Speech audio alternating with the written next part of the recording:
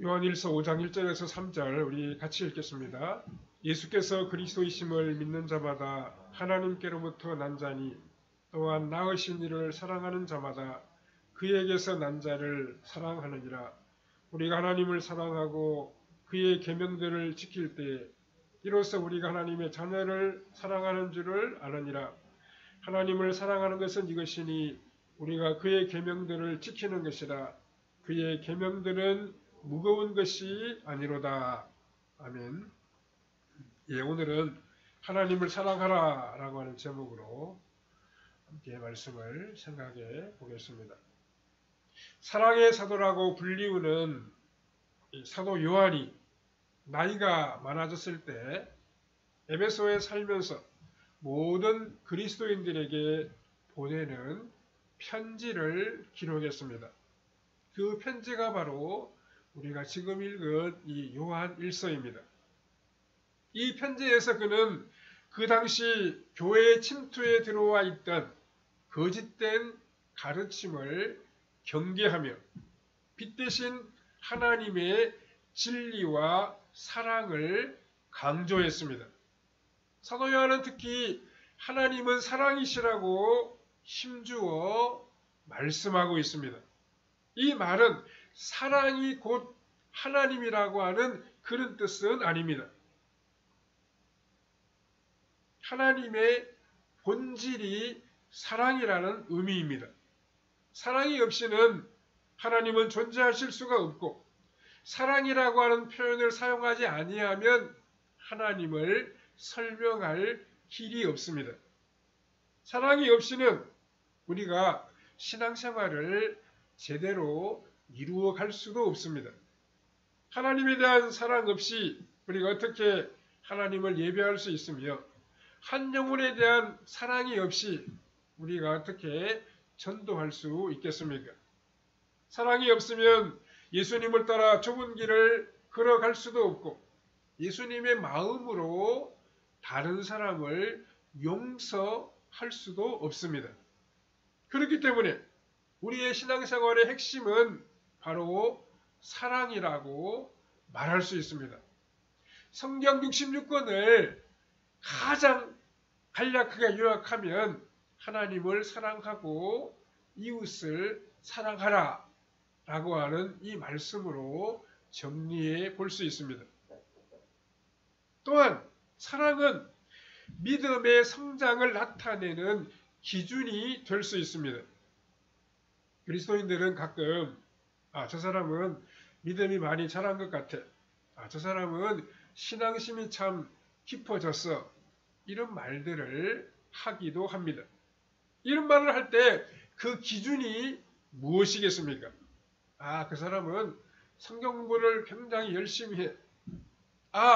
저분은 예배에 빠지지 않고 참 예배 생활에 열심인 것 같아. 저분은 헌금 생활과 봉사 생활을 잘 하는 것 같이 보여. 우리가 이렇게 말들을 합니다. 물론 이러한 것들도 우리 신앙생활에 꼭 있어야 될 것이고 꼭 필요한 것들입니다. 그렇지만 이런 것들을 아무리 잘했다고 할지라도 그 마음에 주님을 향한 사랑이 없다면 믿음이 자랐다, 신앙심이 깊어졌다라고 말할 수가 없습니다. 다른 그 무엇보다도 하나님을 사랑하고 이웃을 사랑하는 것이 제일 중요하고 가장 큰 계명이기 때문입니다. 믿음의 성장은 우리가 주님을 과거보다 더 사랑하는가에 달려 있습니다. 예배를 열심히 드리고 성경 지식을 더 많이 알게 되어도 주님을 사랑하지 않는다면 우리의 믿음은 그만큼 자라갔다고 말할 수가 없습니다. 그러니까 주님을 향한 그 사랑의 깊이가 곧 우리의 믿음의 성장의 척도가 된다는 말씀입니다. 우리가 하는 모든 일에는 다 동기가 있습니다. 동기는 어떤 일을 만드는 힘이 됩니다. 우리가 공부를 하거나 직장생활과 신앙생활을 할 때 모두 다 그 동기가 참으로 중요합니다. 그렇다면 우리의 신앙생활의 동기는 무엇입니까? 바로 하나님에 대한 사랑에 있습니다. 우리의 신앙생활은 그냥 취미생활로 하는 것이 아닙니다. 뭐 예수 믿는 사람들 만나고 예수 믿는 사람들과 교제하기 위해서 우리가 신앙생활을 하는 건 아닙니다. 시간을 보내기 위해서 어디 뭐 재미있는 곳이 없어서 우리가 교회에 나오고 신앙생활을 하는 것도 아닙니다. 신앙생활은 우리 자신을 부인하고 주님이 지신 그 십자가를 우리도 지고 주님이 가신 그 좁은 길을 우리도 따라가는 것입니다. 이러한 신앙생활을 해나가는 힘은 오직 하나님에 대한 사랑에 있습니다. 부활하신 예수님께서 받은 사명을 잃어버리고 다시 갈릴리 호수 어부 생활로 돌아간 베드로를 찾아가신 적이 있습니다. 찾아가셔서 어부로 물고기를 잘 잡고 있는지, 건강하게 지내고 있는지, 아직도 믿음을 가지고 있는지 그렇게 예수님은 베드로에게 물어보시지 아니하셨습니다. 단 한 가지만 예수님께서 베드로에게 질문하셨습니다. 그 질문이 무엇입니까? 요한복음 21장 15절 이하에 보면 요한의 아들 시몬아 내가 나를 사랑하느냐 이렇게 질문하셨습니다. 한 번만 물어보신 것이 아니고 똑같은 질문을 예수님은 베드로에게 3번이나 반복해서 물어보셨습니다. 무슨 까닭으로 예수님이 이렇게 하셨겠습니까? 예수님을 사랑하는 그 마음이 없이는 사람을 낚는 어부로서의 사명을 감당할 수가 없기 때문입니다. 주님에 대한 사랑이 없이는 십자가를 지고 주님을 따라갈 수가 없습니다. 그렇습니다. 많이 배우지 못했어도 가난해도 육체적인 어려움이 있다 할지라도 그것이 큰 문제가 되지는 않습니다. 중요한 것은 주님에 대한 사랑이 있느냐라고 하는 것입니다. 주님을 사랑하지 아니하면 우리가 결코 주님을 따라가는 신앙생활을 이어갈 수가 없습니다. 어떤 율법사가 예수님을 찾아와서 어느 계명이 가장 큰 계명인지 우리 예수님께 물어본 적이 있었습니다. 그때 예수님이 뭐라고 말씀하셨습니까?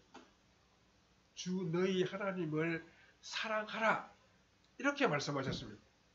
마태복음 22장 37절 38절에 보면 내 마음을 다하고 목숨을 다하고 뜻을 다하여 주 너희 하나님을 사랑하라 하셨으니 이것이 크고 첫째 되는 계명이요 이렇게 말씀하셨습니다. 하나님을 사랑하는 것이 가장 크고 첫 번째 되는 계명이라고 예수님이 말씀하셨습니다. 또한 하나님을 사랑하되 어떻게 사랑하라고 했습니까? 마음을 다하고 목숨을 다하고 뜻을 다하여 주 너의 하나님을 사랑하라 이렇게 말씀했습니다.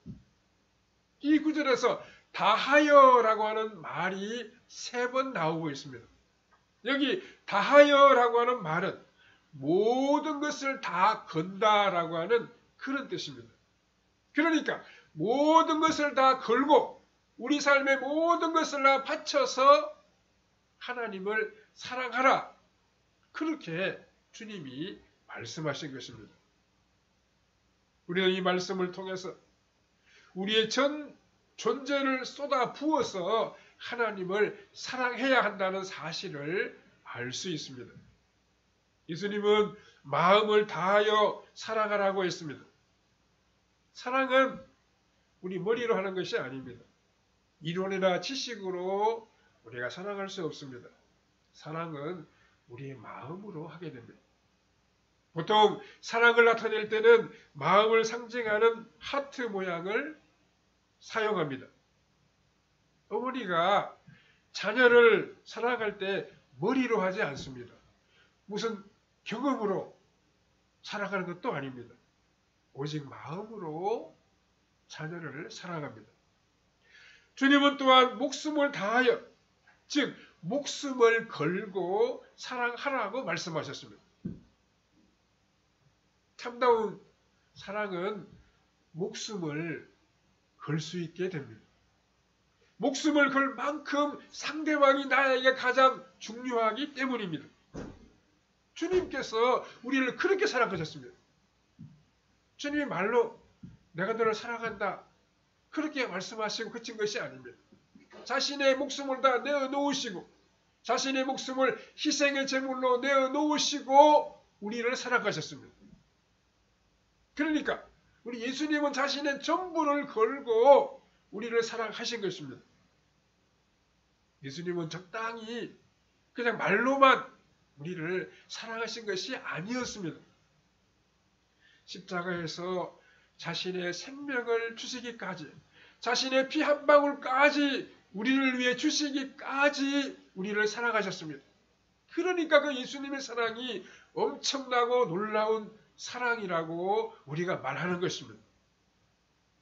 사도 바울도 주님을 참 사랑했습니다. 주변 사람들이 바울에게 예루살렘에 올라가지 말라고 만류할 때 그는 그것을 뿌리치고 끝내 예루살렘에 올라갔습니다. 죽음을 각오할 만큼 사람을 살리고 복음 전하는 것이 그에게 중요했기 때문입니다.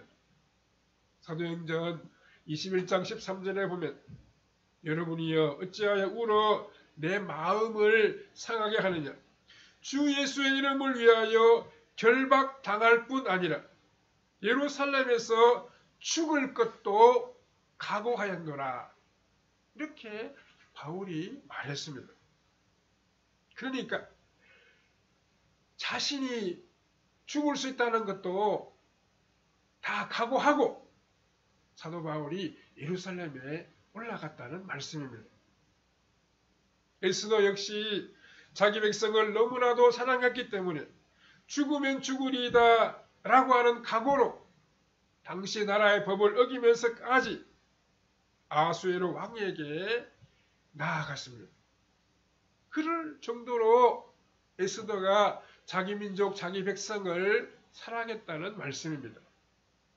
진정한 사랑은 생명을 거는 것을 두려워하지 않습니다. 생명보다 더 위에 있는 가치가 바로 사랑이라는 것을 알기 때문에 사랑을 위하여 자기 목숨을 내어놓는 것입니다. 하나님의 놀라운 뜻을 바라보고 그 정도로까지 하나님을 우리가 사랑해야 한다는 말씀입니다. 그리고 주님은 또 뜻을 다하여 사랑하라고 말씀하셨습니다. 이것은 온 정성과 모든 생각과 의지를 동원하여 하나님을 사랑하라는 이야기입니다.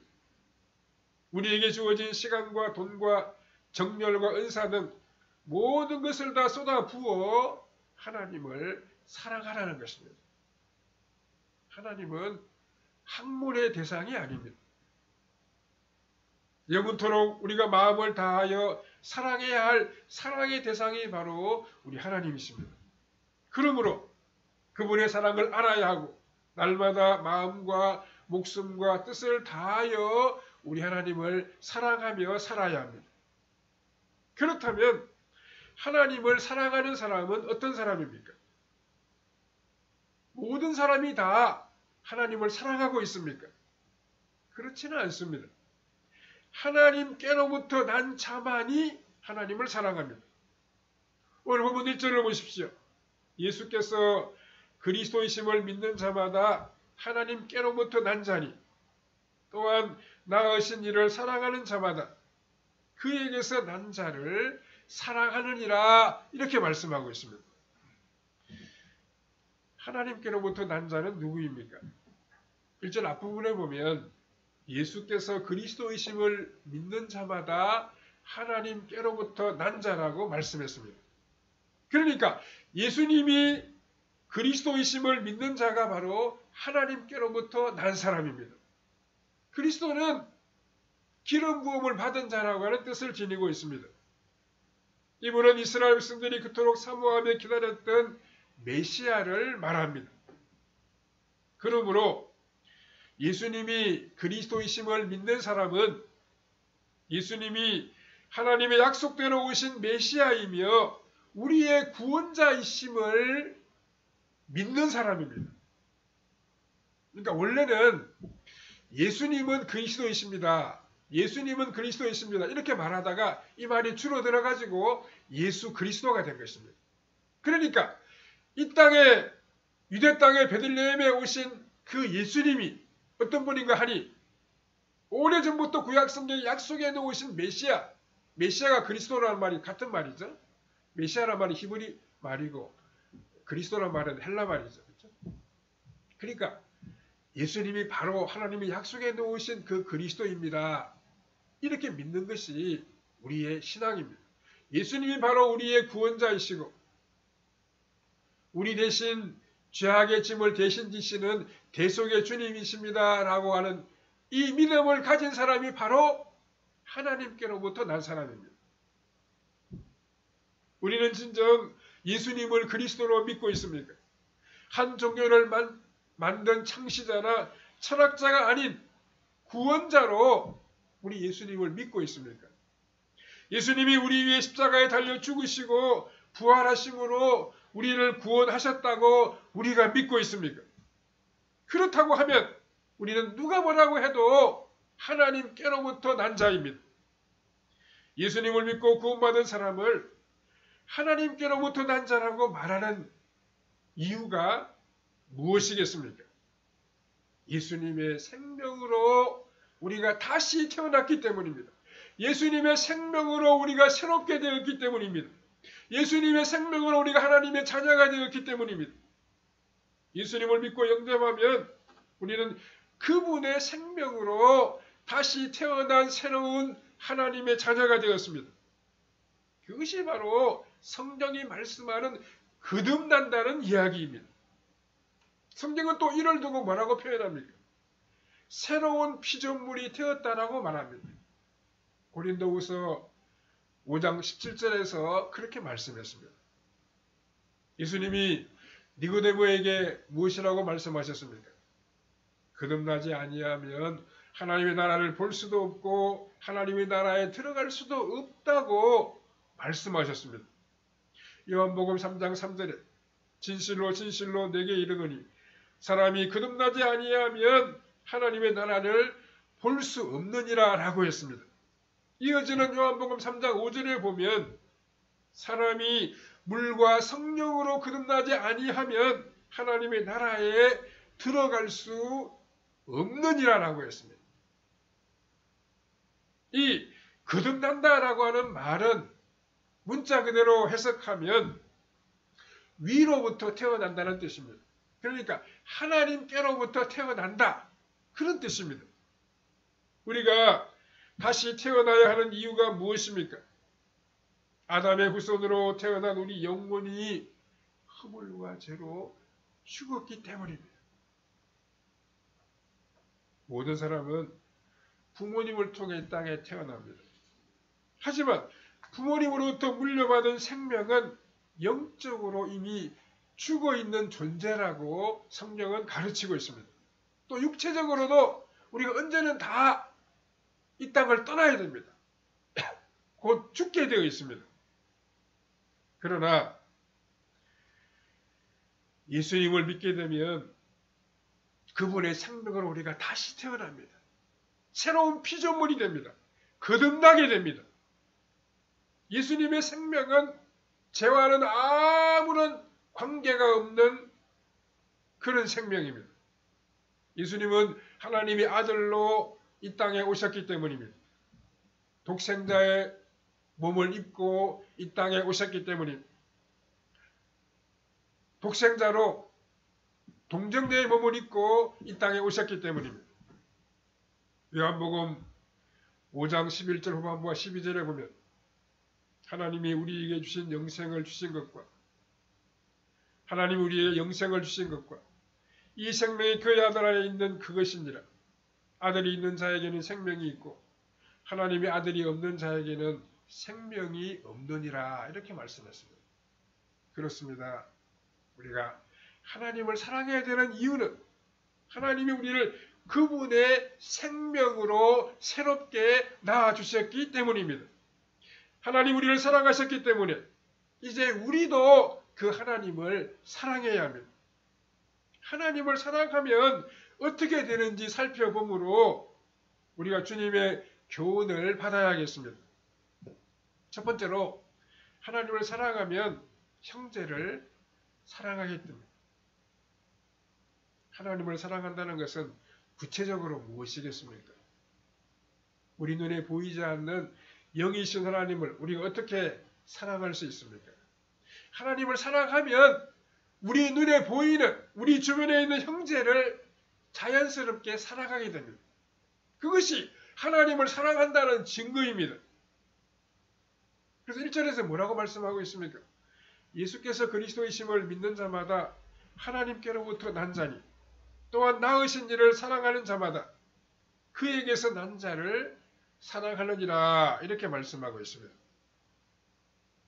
하나님께로부터 난 자는 그에게서 난 자를 사랑한다고 말씀했습니다. 그에게서 난 자는 우리와 똑같이 하나님께로부터 난 자, 즉 우리와 동일하게 예수님을 믿는 믿음의 형제를 가리킵니다. 낳으신 분이 같으므로 우리와 동일한 생명으로 태어난 형제를 사랑하는 것은 너무나도 당연한 일입니다. 하나님을 사랑하는 사람은 우리와 똑같은 믿음을 가진 형제를 사랑할 수밖에 없습니다. 여러분 요한복음 4장 요한일서 4장 20절에 한번 보십시오. 누구든지 하나님을 사랑하노라 하고 그 형제를 미워하면 이는 거짓말하는 자니 보는 바가 형제를 사랑하지 아니하는 자는 보지 못하는 바 하나님을 사랑할 수 없느니라 이렇게 말씀했습니다. 아니 우리 눈앞에 있는 우리 주변에 있는 형제를 우리와 똑같은 믿음을 가진 우리 형제를 사랑하지 않으면서 눈에 보이지 않는 하나님을 사랑한다는 말은 이게 헛된 말이라는 것입니다. 거짓말이라는 것입니다. 하나님은 영이시기 때문에 우리 눈으로 볼 수가 없습니다. 하지만 우리는 늘 하나님을 사랑합니다라고 고백하고 기도하고 또 찬양합니다. 이 고백이 참된 고백이라고 하면 함께 예배하고 기도하는 우리 주위에 있는 믿음의 형제를 마땅히 사랑해야 합니다. 물론 사랑하기 어려운 형제도 있을 수가 있습니다. 주는 것 없이 미운 사람이 있고 특별한 이유로 다시 보고 싶지 않은 그런 사람들도 물론 있을 수가 있습니다. 누군가와 마주치기 싫어서 교회에 나오지 않는 사람들도 있다고 합니다. 그러나 하나님을 정말 사랑한다고 하면 그런 형제까지도 보기 싫은 그런 사람들까지도 사랑해야 한다는 것입니다. 두 번째로 하나님을 사랑하면 하나님의 계명이 무겁지 않습니다. 하나님을 사랑하는 사람은 하나님이 주신 계명을 잘 지키게 됩니다.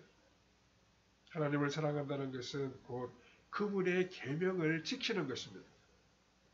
3절 앞부분에 보십시오. 하나님을 사랑하는 것은 이것이니 우리가 그의 계명들을 지키는 것이라 라고 했습니다. 예수님은 형제 사랑에 대해서 이렇게 말씀하셨습니다. 요한복음 14장 15절에서 너희가 나를 사랑하면 나의 계명을 지키라 라고 했습니다. 또 요한복음 14장 21절에서는 나의 계명을 지키는 자라야 나를 사랑하는 자니 라고 했습니다. 여기서 말씀하는 이 계명이 무엇입니까? 하나님을 사랑하고 이웃을 사랑하는 것입니다. 결국 이 사랑의 계명을 지키라는 것입니다. 조금 전에도 말씀드렸지만 하나님 우리에게 주신 모든 계명, 모든 말씀을 한마디로 요약하면 사랑하라는 말입니다. 그런데 예수님은 사랑하라고 하시지 않고 계명을 지키라고 하셨습니다. 성경은 하나님을 사랑하라고 그렇게 강조하시면서 그 계명을 지키라고 말씀합니다. 본문은 사랑하라는 계명을 지키는 것이 무거운 일이 아니라고 했습니다. 3절에 하나님을 사랑하는 것은 이것이니 우리가 그의 계명을 지키는 것이라. 그의 계명은 무거운 것이 아니로다 라고 했습니다. 하나님 우리에게 지키지 못할 것을 지키라고 그렇게 말씀하신 것이 아니라는 것입니다. 모세 역시 하나님의 계명들은 어렵지도 멀지도 않다고 말했습니다. 신명기 30장 11절에 내가 오늘 내게 명령한 이 명령은 내게 어려운 것이 아니요 먼 것도 아니라 라고 했습니다. 그 이유를 이어지는 신명기 30장 14절에서 설명하고 있습니다. 오직 그 말씀이 내게 매우 가까워서 내 입에 있으며 내 마음에 있은즉 내가 이를 행할 수 있느니라 라고 했습니다. 우리가 능히 지킬 수 있고 행할 수 있는 것을 하나님은 지키라고 말씀하십니다. 하나님의 말씀이 우리에게 가까워서 우리 입과 마음에 있으며 그렇기 때문에 말씀대로 행하는 것이 그렇게 어렵지 않다고 쉬운 일이라고 말씀하고 있습니다. 말씀이 우리 가까이에 있으면 그 말씀을 지키는 것은 무거운 짐이 되지 않습니다. 반대로 그 말씀이 우리 마음에서 멀리 떨어져 있으면 그것이 버겁고 무거운 짐으로 우리에게 느껴집니다. 중요한 것은 우리가 그 말씀을 가까이 하는 것입니다. 하나님을 참으로 사랑하면 그 어떤 계명도 무겁지 않고 우리 가까이에서 우리를 힘있게 움직이게 만들어줍니다. 하나님의 계명은 무거운 것이 아닙니다. 우리가 그것을 지키고 순종하며 살아갈 수 있도록 우리 가까이에 말씀을 두시고 우리가 능히 지킬 수 있는 것을 지키라고 하나님께서 말씀하시는 것입니다. 세 번째로 하나님을 사랑하면 하나님의 말씀을 또한 사랑하게 됩니다. 말씀은 곧 하나님입니다. 그러므로 하나님을 사랑하는 것은 하나님의 말씀을 사랑하는 것이 됩니다.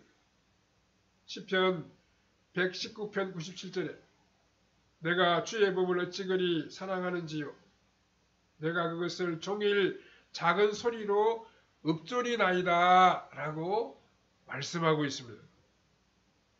하나님의 말씀을 너무나도 사랑하고 좋아하기 때문에 그 말씀을 온종일토록 읊조린다고 이 시편 기자가 기록하고 있습니다.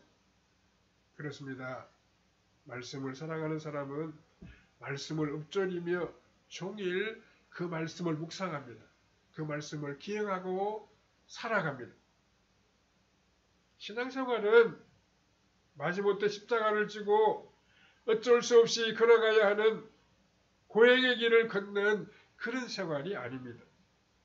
과거에 율법 아래 살아가던 사람들은 고행하는 수도층처럼 신앙생활을 이어갔습니다.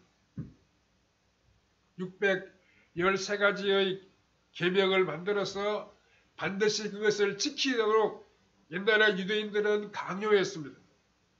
이것은 우리를 속박하는 생활이지 우리 심령을 자유하게 하는 그런 신앙생활이 아닙니다. 억지로 무거운 계명을 만들어가지고 그 계명을 지키도록 강요했었습니다. 그렇게 강요하면 우리에게 얼마나 그것이 무겁게 느껴지고 무서운 짐이 되겠습니까? 그런데 하나님은 그렇게 강요하지는 아니하십니다. 신앙생활은 하나님을 사랑하는 것에서 출발합니다. 하나님을 사랑하기 때문에 그 말씀을 우리 입에 두고 우리 마음에 두고 지키게 하고 행하게 하십니다. 우리는 모두 하나님을 사랑해야 합니다. 하나님으로부터 놀라운 사랑을 입었기 때문에 우리도 그 사랑에 응답하여 하나님을 사랑하며 살아가야 합니다.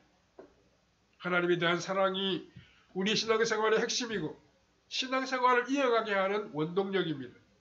하나님을 사랑하기 때문에 우리 주위에 있는 형제를 또한 사랑해야 합니다. 그리고 그 말씀을 사랑하고 그 안에 살아감으로 하나님이 주시는 형통하고 복된 삶을 이어가야 합니다. 우리에게 새 생명과 구원의 복을 주신 하나님을 사랑하고 그 말씀 가운데 살아감으로 하나님이 주시는 풍성함을 누리는 성도님들의 삶이 다 되시기를 바랍니다. 사랑하는 하나님, 은혜를 감사합니다. 하나님, 우리에게 찾아오시고 예수님을 보내주셔서 우리를 사랑해 주시고 우리를 구원해 주시니 너무나도 감사합니다. 우리도 하나님을 사랑하며 의지하며 믿음으로 나아가게 하여 주시옵소서. 우리 하나님을 사랑함으로 우리 주변에 있는 믿음의 형제들을 사랑하며 축복하며 살게 하여 주시옵소서. 우리가 하나님을 사랑하기 때문에 하나님 말씀을 기쁨으로 지키며 순종하게 주시옵소서. 우리 하나님을 사랑하기 때문에 하나님 말씀을 사랑하며 말씀과 더불어 살아가게 하여 주시옵소서. 그래서 우리의 삶이 복되고 형통하게 하시고 하나님의 약속에 놓으신 놀랍고도 신령한 은혜를 받아 누리는 우리의 신앙생활이 다 되게 해주시기를 원하옵고 예수님의 거룩하신 이름으로 기도하옵나이다. 아멘. 예, 찬송가